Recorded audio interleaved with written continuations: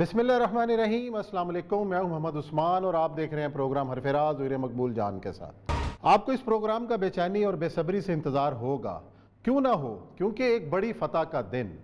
काबुल, जहां तालिबान आराम से दाखिल हुए, सदारती महल उनके कब्ज़े में है और इस वक्त वहाँ पे जो इंतकाल इक़्तिदार का प्रोसेस है वो शुरू है। इस पूरी जदोजहद के पीछे एक कहानी है और उस कहानी को हमारे इसी प्लेटफॉर्म पर औरिया मकबूल जान साहब बयान करते रहे। कोई और कहानी बयान करे ना करे, जो सच्चाई थी आपको इस प्लेटफॉर्म से मिलती रही। अब सवालात उठ रहे हैं कि तालिबान क्या पहले की निस्बत तब्दील शुदा तालिबान है? क्या हुकमत अमली उनकी तब्दील हो चुकी है? ख़ास तौर पर उनके ऊपर जो पूरा प्रोपेगेंडा किया गया और जिस तरीके से उनके ऊपर इल्ज़ाम लगाए गए, क्या अब आइंदा हुकूमत में आने के बाद उनकी उसी तरह कार्रवाइयाँ जारी रहेंगी? ये एक बहुत बड़ा सवाल है और ख़ास तौर पर पाकिस्तान के हवाले से उनका मौक़िफ़ क्या होगा और पाकिस्तान का तालिबान के ऊपर असर क्या होगा, अमेरिका और दूसरी कुव्वतों का इस हवाले से रद्द-ए-अमल क्या होगा। ये वो सवालात हैं जिसके जवाबात जानना ज़रूरी हैं। आज के प्रोग्राम के अंदर हम ये कोशिश करेंगे कि इन तमाम सवालों का जवाब तलाश करें।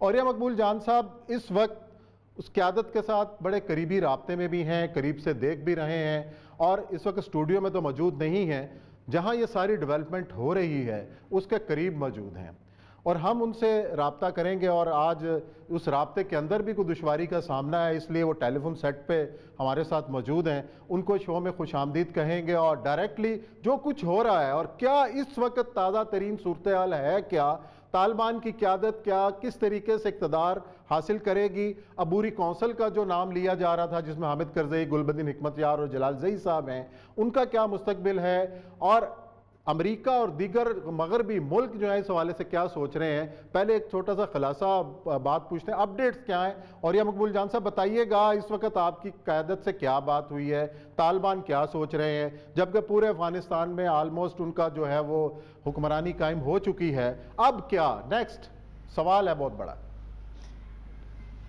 देखिए, इस वक्त सूरत हाल ये है कि 20 फरवरी से लेके अब तक जो 14-15 महीने गुजरे हैं, उस 15 महीने में अमेरिका ने पूरा जोर लगाया था कि उनकी बनाई हुई जो 3,50,000 की फ़ौज है वो ज़्यादा से ज़्यादा अफगानिस्तान पे कब्ज़ा कर ले और जब वो इस मकाम पे आ जाए तो फिर हम जब तालिबान के साथ उनको नेगोशिएशन टेबल पे बिठाएंगे तो फिर हम अपनी टर्म्स एंड कंडीशन जो हैं वो बता देंगे कि ऐसा मानोगे तो ठीक है, वरना जितना तुम्हारा बचा कुचा अफगानिस्तान है उस पर तुम बैठे रहो।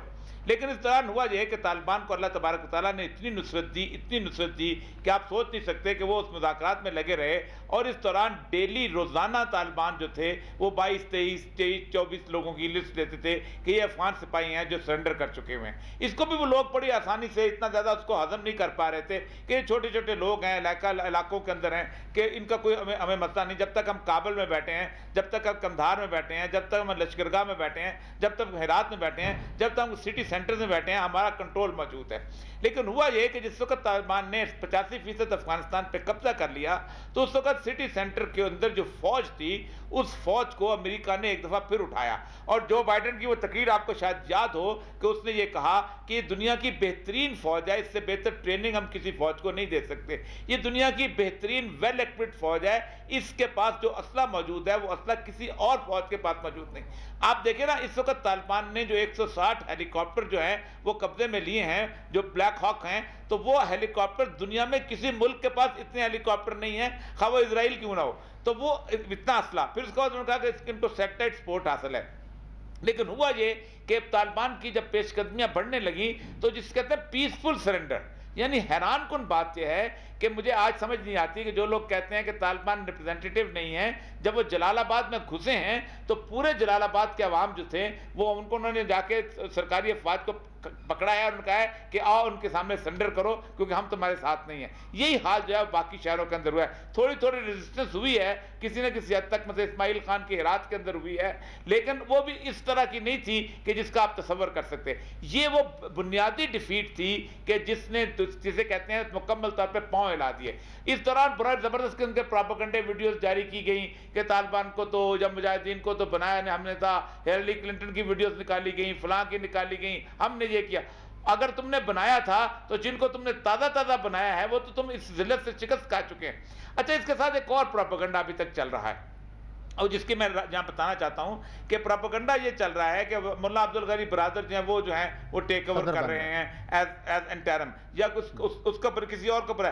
طالبان بہت حد تک رد کر رہے ہیں. جو میں پہلے دفعہ بتا رہا ہوں، ان کی قیادت کہتی ہے کہ ہمارے ہاں ایک ہی تصور ہے کہ یہ جو نظام ہے اس کو ہم نے تبدیل کرنا ہے، اور نظام کے سربراہ امیر المومنین ہبت اللہ اخندزادہ ہیں، اور ہم امیر المومنین کی شخصیت کے ساتھ کسی اور چیز کو کمپرومائز نہیں کر سکتے. اور یہ سب ملا عبد الغنی برادر صاحب نے ایک ویڈیو پیغام جاری کیا جس میں انہوں نے اپنے حکمت عملی کے بارے میں بتایا، وہ سن لیتے ہیں، پھر آپ ہی کی بات آگے بڑھیں گے. سنائیں جی ذرا ملا عبد الغنی برادر صاحب نے کیا کہا کل. بسم اللہ الرحمن الرحیم، نحمدہ و نصلی علی رسولہ الکریم، وبعد. وطول افغانستان مسلمان ملت ته د دغه درنو فتح مبارکي وایو، خصوصا د کابل ښاریانو او اوسېدونکو ته، او ورپسې خپلو مجاهدینو ته دا توصیه او وړاندیز کوو چې موږ تاسو دغه حال ته ورسېدو چې هغه هیڅ توقع د دې نه کېده چې په دغه رقم به موږ په افغانستان کې کامیابه کېږو، خو دا د الله پاک نصرت او مدد و چې الله پاک دغسې فتوحات او دغسې کامیابیانې چې په دنیا کې یو مثل نشته نن ورځ زموږ تاسې پر لاس باندې راوستلې. نو موږ تاسې باید د الله پاک شکر وایو، د الله پاک سره راضي اوسو، د الله پاک ته هر وخت په عجز باندې او تکبر او یو غرور راڅخه ونه شي. نو محترمو، تر مخه چې کوم وخت و هغه دغه نه مسؤلیت موږ تاسې ته نه راجع کېدی لکه اوس، ځکه اوس موږ تاسې د امتحان او د ازمایښت وخت راغلی، ځکه اوس موږ تاسې په دې باندې مبتلا کېږو، ځکه ورځ په ورځ به په دې کې موږ اخته کېږو، ځکه چې موږ څنګه د خپل ملت خدمت او د خپل ملت امنیت او د دوی د ژوند د زندګۍ او د آرام او په آینده کې د اوسېدو اطمینان څه رقم ورکولی سو. نو ټولو ته دا اطمینان ورکوو چې انشاءالله په دې باندې چې لکه څنګه چې موږ ته الله پاک داسې غټ فتوحات را په نصیب کړه، نو د آینده دپاره هم د ټول ملت ته موږ دا وینا کوو چې د دوی د امن امانو او د ښه ژوند د زندګۍ د برابرولو وس توان تر خپله طاقته پورې دا کوو چې دوی ته دغه د زندګۍ ژوند ور برابر کړو. جی اور یہ صاحب ابھی اپنے ملا عبد الغنی برادر صاحب کی گفتگو سنی، جو پوائنٹ انہوں نے دیے، پورا نقشہ پیش کیا، اس بارے میں آپ کیا کہیں گے؟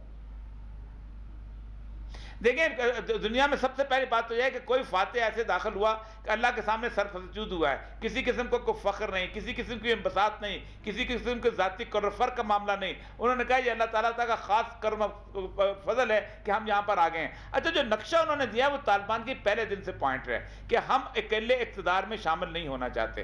جو شخص بھی اس ملک میں شریعت کے نفاذ کے لیے ہمارا ساتھ دینا چاہتا ہے ہماری سر آنکھوں پہ، لیکن اگر کوئی شخص یہ چاہتا ہے کہ وہ پوائنٹس جو کہ ان کو امریکہ نے لکھ کے دیے تھے کہ آپ ایک جمہوری نظام بنا لیں، آپ ایک آئین جو ہے اس کو آگے لے جائیں، اس آئین کے تحت آپ الیکشن کروائیں، ان الیکشنز کے تحت جو ملک آئے آپ ایک اسلامی نظریاتی کونسل بنا لیں، ایک شریعت کورٹ بنا لیں، وہاں چاچا کام کرتے رہیں اور اینگلو سیکسن لا اور یہ صورتحال ہو جائے. یہ وجہ ہے کہ وہ نہیں مانتے. وہ کہتے ہیں اگر ہم نے یہی کرنا تھا تو ہم نے 20 سال مار کیوں کھائی تھی. اور اسی بات پہ معاملہ رکا ہوا تھا. اور اب حالت یہ ہے کہ وہ تمام کے تمام لوگ جو کہ کبھی کبھی انڈیا کے ساتھ جا کہتے تھے ہمیں فوج بھیجو، کبھی کسی اور طرف کہتے تھے، کبھی ایتھنک سٹی کو بانٹتے تھے.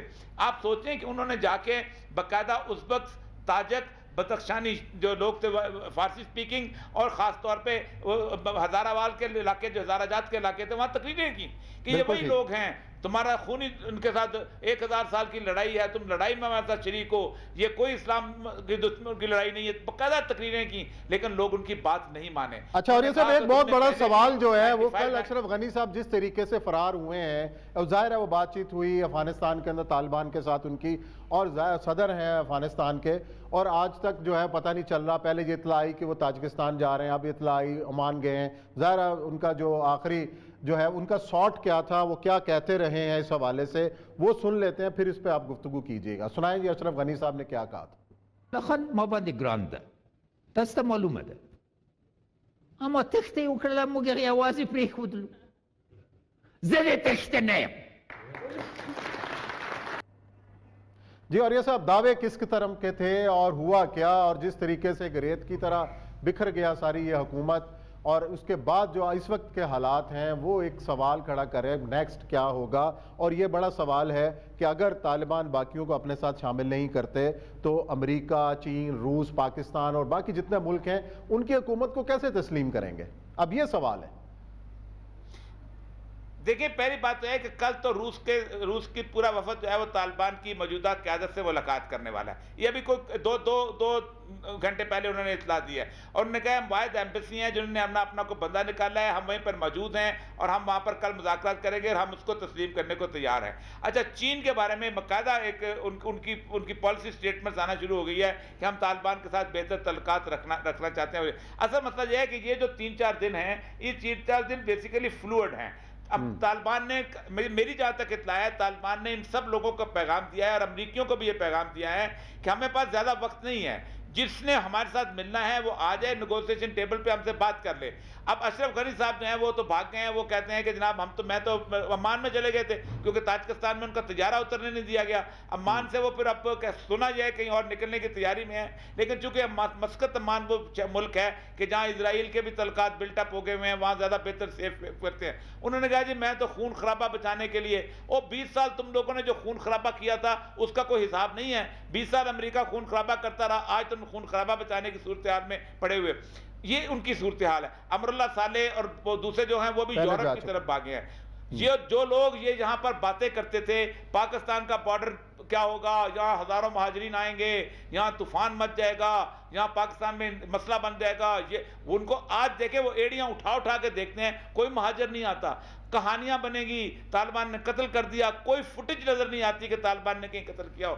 پاکستان کے اندر کیا دنیا پوری کا جو میڈیا تھا، دنیا پوری کے جو انٹلیکچوئلز تھے، دنیا پوری کے سیکولر لبرل تھے، ان سب کے لیے بھی ایک مردنی چھائی ہوئی ہے کہ ایک پوری قوم، اتنی بڑی قوم ہے، اس نے کیسے طالبان کے سامنے پیسفل سرنڈر کیا ہے. اور پیسفل سرنڈر جو ہے یہ بیسیکلی جمہوریت کے اندر ووٹنگ ہوتی ہے، یہ ریفرینڈم ہوتا ہے.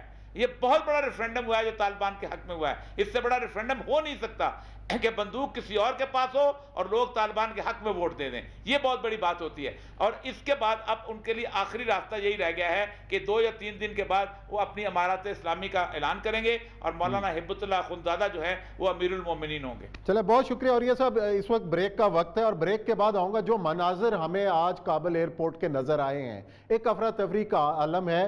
یہ خوف کیوں ہے اس وقت افغانستان کی قوم کے اندر، اور کابل میں جو منظر نظر آ رہا ہے اس سے جو ہے وہ یہ کب صورتحال بہتر ہوگی؟ بریک کے بعد آئیں گے اور یہی سوال آپ سے پوچھوں.